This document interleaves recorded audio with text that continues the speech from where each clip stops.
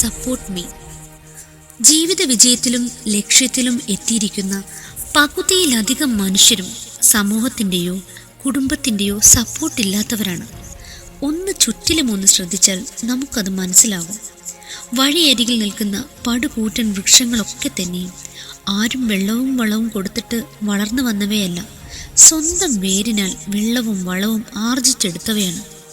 അതുപോലെ തന്നെ നമ്മൾ ഓരോരുത്തരും ആരും സപ്പോർട്ട് ചെയ്യാനില്ല എന്ന് പറഞ്ഞ് കുറ്റപ്പെടുത്തി അലസരായി മറ്റുള്ളവരിൽ പഴി ചാരിയിരിക്കുന്നത് വിഡ്ഢിത്തമാണ്.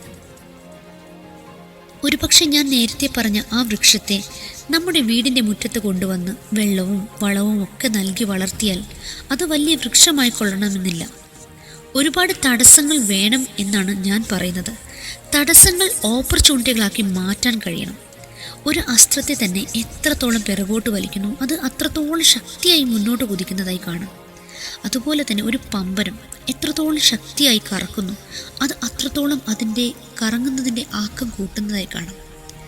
അതുപോലെ തന്നെ നമ്മൾ കർമ്മനിരതരാവുക, ഫലം ആഗ്രഹിക്കരുത്. കർമ്മം ചെയ്തുകൊണ്ടേയിരിക്കുക, ഫലം വന്നുകൊള്ളും.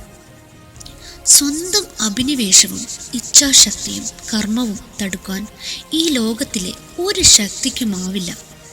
പ്രപഞ്ചശക്തി മുഴുവൻ കർമ്മം ചെയ്യുന്നവൻ്റെ കൂടെ, അഭിനിവേശത്തോടുകൂടി പ്രയത്നിക്കുന്നവൻ്റെ കൂടെ ഉണ്ടാകും. എന്ത് പ്രവൃത്തി ചെയ്യുമ്പോഴും സന്തോഷത്തോടുകൂടി ചെയ്യുക, ശക്തിയായി മുന്നേറുക. ഒരു സാധാരണഗതിയിൽ ഒഴുകുന്ന നദിയിൽ വിലങ്ങനെ എന്തെങ്കിലും കൊണ്ടുവന്നിട്ടാൽ അതിൻ്റെ ഒഴുക്കം കൂട്ടി, ശക്തിയുടെ ആക്കം കൂട്ടി അത് മുന്നേറുന്നതായി കണ്ടിട്ടില്ലേ? ഇതുപോലെ തന്നെ പ്രകൃതിയിൽ നിന്നും പാഠങ്ങൾ ഉൾക്കൊള്ളാൻ നമ്മൾ ശ്രമിക്കുക. നമ്മൾക്കുള്ളതൊക്കെ സർവശക്തൻ പ്രകൃതിയിൽ ഒരുക്കി വെച്ചിട്ടുണ്ട്.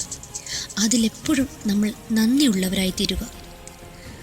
നിങ്ങൾ വിമർശനങ്ങളെയാണോ ഭയന്ന് മാറി നിൽക്കുന്നത്? അതിനൊരു വഴിയുണ്ട്. ഒന്നും ചെയ്യാതിരിക്കുക. ഇന്നലത്തെ വേദനകളും യാതനകളുമാണ് ഇന്നത്തെ ശക്തി എന്ന് തിരിച്ചറിയുക. എല്ലാവരെയും സർവശക്തൻ അനുഗ്രഹിക്കട്ടെ. ഞാൻ ജാസ്മിൻ ഖലീൽ.